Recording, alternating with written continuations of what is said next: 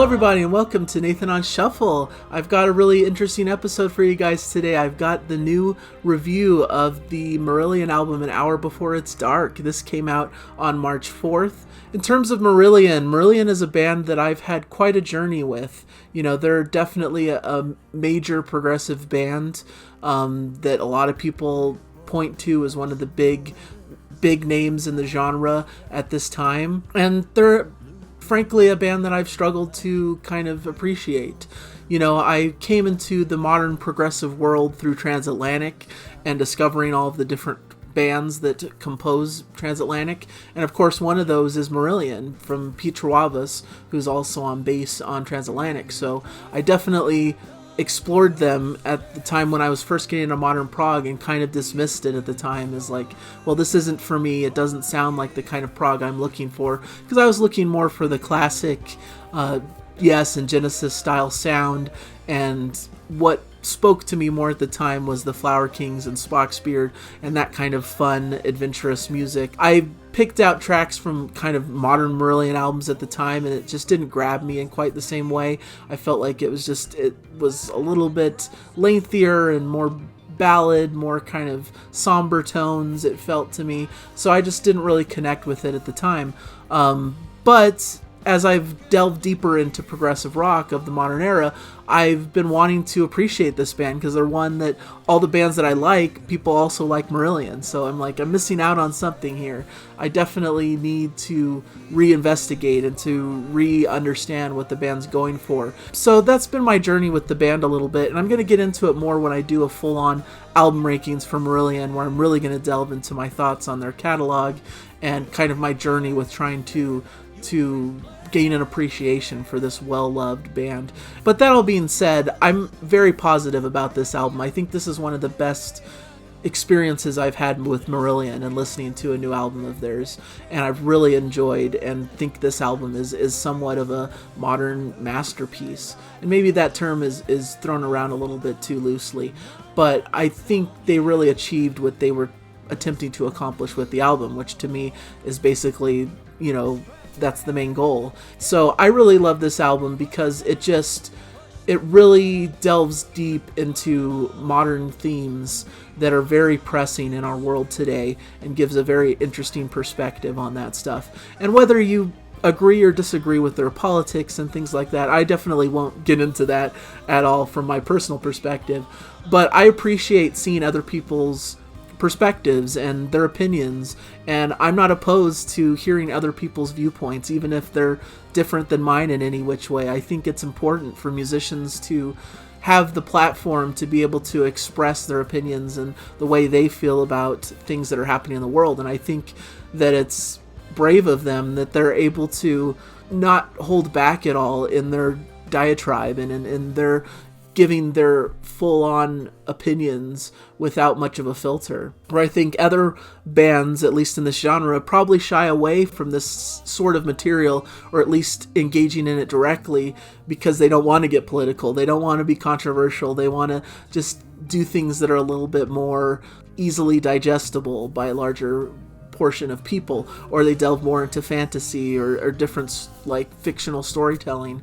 But I think Marillion's really bold that they come out and really give their takes on what's happening politically, what's happening in the world in terms of things like the COVID crisis, the climate change stuff that's going on with our planet. All of that stuff is really baked in here, and I think the lyrics really express that in a really big way, and I applaud the band for that. I think it's really great that they're willing to take those stands and willing to just be themselves and talk about things openly, about how they're feeling about the world and the state of things.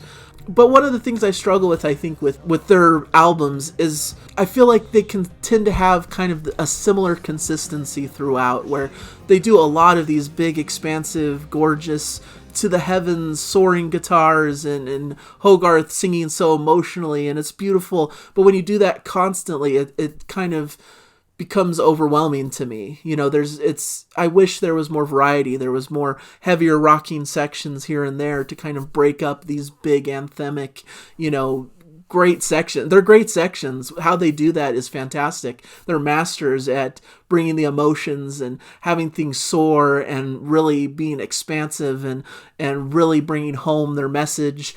But when that's such a constant throughout the whole runtime of a record, I start to get fatigued by hearing that over and over. But on this record, I think they do a good job of balancing that.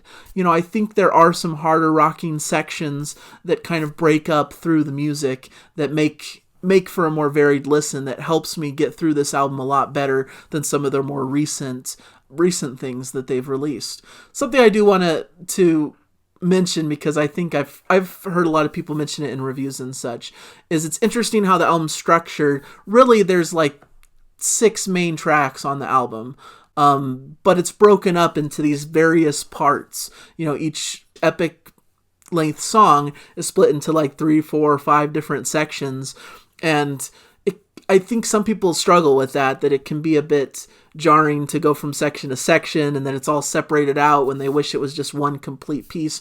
But really, if you listen to the album, it all seamlessly flows together and you don't notice that there's separate parts. So I don't really mind this so much. I think it's fine, especially if you listen to the album, say on vinyl, it's just going to all flow as one piece. You don't really notice the different changes in the different parts. I mean, maybe certain parts, the changes are a little bit more abrupt than others, perhaps, and they could be smoothed out a little bit. But I think for the most part, most of the transitions work well for me. And sometimes it helps to have different parts to kind of organize the different sections and realize that, okay, they're moving into a different part of the song here. I think that kind of helps me structurally, so I don't mind it so much.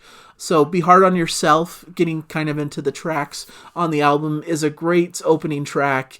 They released it as a single. It's almost 10 minutes long in whole, and it talks really deeply about our planet and how we take this world for granted. We lose sight of the bigger picture, and don't really take care of the planet as well. And that we kind of need to be hard on ourselves about that and need to fix that and be a little bit more caring towards our planet and not just think about ourselves and being selfish and having this, what they call a lust for luxury. That's kind of, to me, the message of the song, but it's done in such a beautiful way with great, strong, passionate, and beautiful melodies. I love the opening choir, as it's a really good feature throughout the album. I like the repeating piano figure, which Mark Kelly does a fantastic job on keys throughout this album. I love all of the piano bits, the atmosphere it provides, and the variety. Really, really great. And of course, H's passionate vocals. He's really great. And I love in the second part of the song, Lust for Luxury, this point where it kind of quiets down and you hear the oohs and ahs of the kind of choir, and it's a beautiful, haunting kind of work with some great piano in the mix as well. And then it leads to a great finale in that third and final part. The second track, Reprogram the Gene, what I find fascinating about this track is just the concept of it. Kind of starts with a more heavier, kind of rockier beginning. The vocals are a little bit more demanding and a bit harsher, and then as it morphs, as the song changes and moves to the next sections, the vocals and the melodies get a little bit more lighter and beautiful and introspective, and the message starts to feel a little bit more optimistic. A lot of the song is dealing with COVID and kind of the attitude of that situation. I think it starts kind of in a darker sense, kind of more demanding, like, oh, this is what's happening. And then as the song develops, they're being reprogrammed, as the title indicates, and starting to be a bit more like, okay, we have to be a bit more introspective and we have to think, what positives can we pull from this pandemic situation that we found ourselves in? And I think for the band, for the writers, the answer is, let's take the lesson from this, because basically it's a parallel to how we're treating the earth. We're kind of the virus towards the earth kind of being able to have a positive outcome. We're tearing it down and being the virus that keeps the earth from progressing. So let's take lessons from how difficult the pandemic was and use it to treat the planet better, to not be that virus, to kind of rehabilitate it and bring it back to life. I think that's kind of the message that's being alluded to here. And I'm not a lyrics expert. If I get anything wrong or if you interpret things a bit differently, I'm just trying my best because I know how important the lyrics are for this band, so I want to give it its fair due. Then we get into Only a Kiss, which is a short overture that moves into Murder Machines, a shorter track, which I think is really excellent. They released this as a single as well.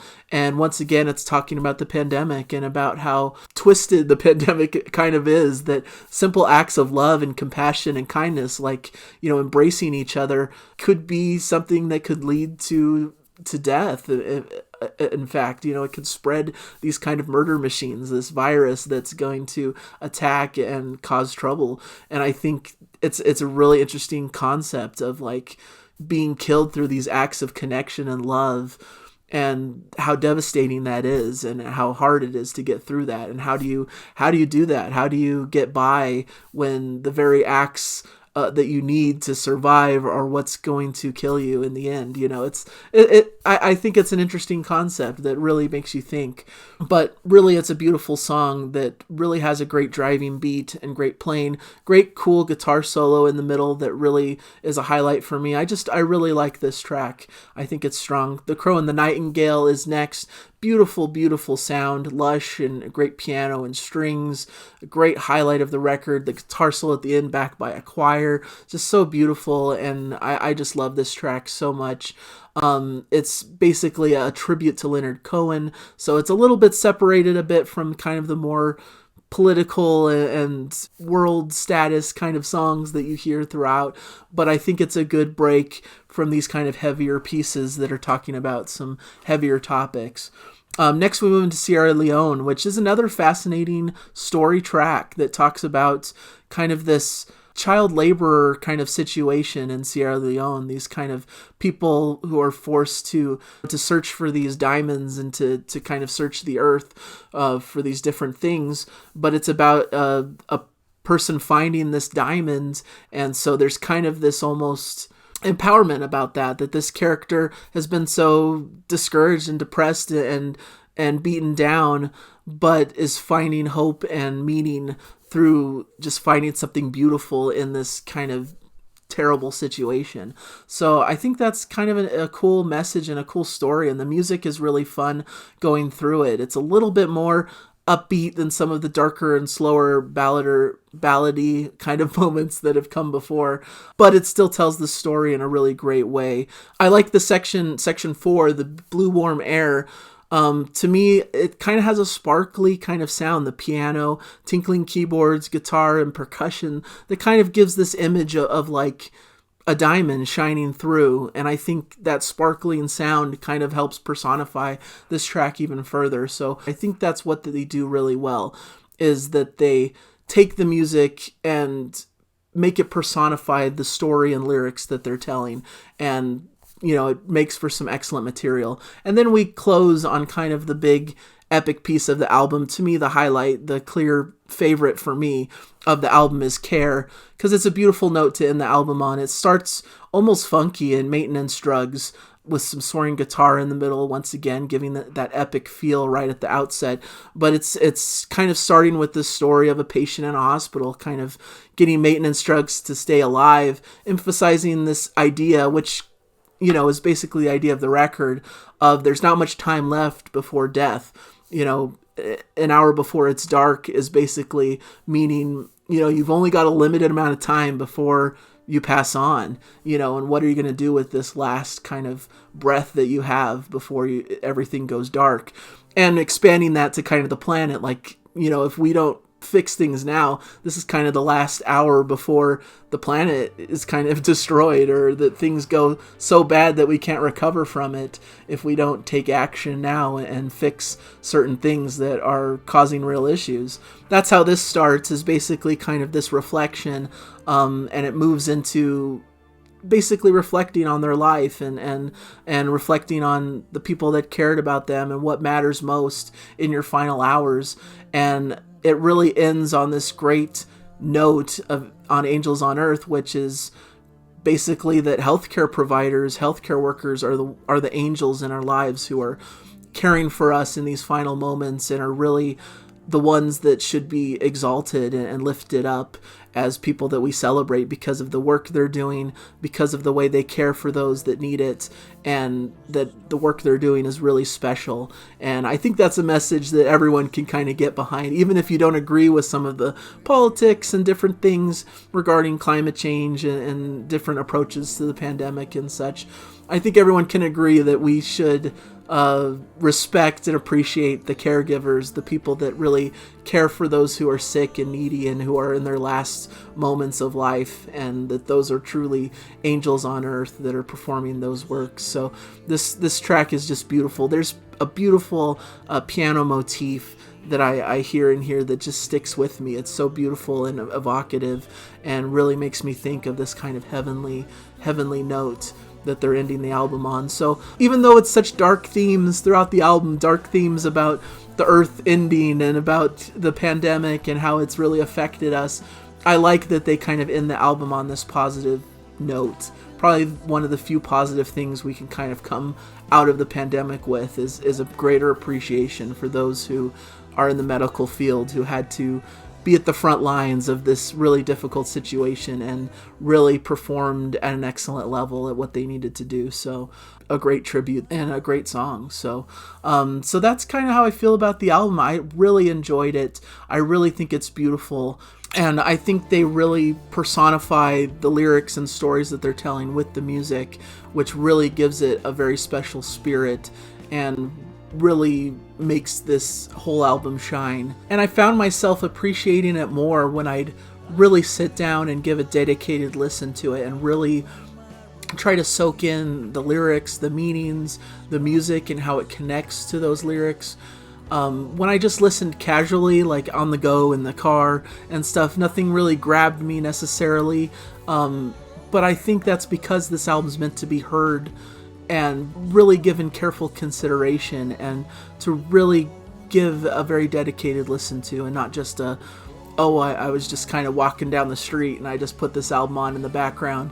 You know, this is something that deserves your full attention, and I think that's really an approach I'm going to be taking with Marillion throughout their catalog. I think maybe that's my problem, is I put it on and I'm kind of thinking about other things and doing other stuff, and I'm not really letting the lyrics soak in. I'm not really letting the music wash over me in the way it was intended. And so nothing's really grabbing me. Everything feels kind of the same throughout the album. But when you dial in and really focus in, you can hear the differences. You can hear what they're doing. You can hear what the songs are supposed to personify and why they sound the way they do. And that just brings a greater appreciation. And so I strongly recommend this album for all of you guys out there. I'm sure many, if not most of you, have already heard this and already have established your feelings about it. Where it sits in their greater discography is something I'm still uncovering and will kind of develop as I continue my process of the album rankings. But it's one of the best things I think I've heard from the band.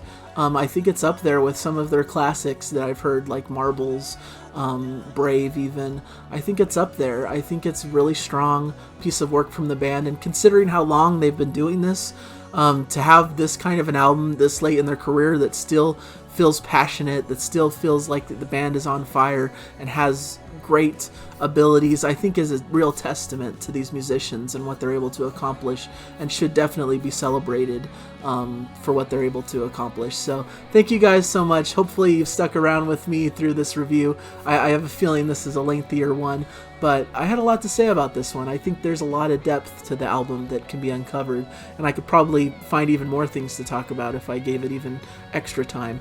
Please give me your impressions in the comments. I'd love to know how you guys feel about this record, because it's a really cool one that I think should be heard by the larger progressive world and beyond. You know, I think this is an important record for anyone who's interested in music to listen to. So thank you guys. Please subscribe if you haven't yet. I do these reviews fairly regularly. I try to do it on around a weekly basis. Trying to give recommendations to you guys of some of the new albums that are striking me that I feel are worth recommending, and hopefully you guys are appreciating that. And I hope you guys have music you're enjoying out there, whether it's this album or whatever you guys happen to have in your CD player, record player, on your streaming app, whatever it is that you listen to music. Please enjoy it. Please have a good week out there, and I hope you guys are doing well. Thank you guys, and I'll hopefully see you in another video. Bye. A rocket and a tune.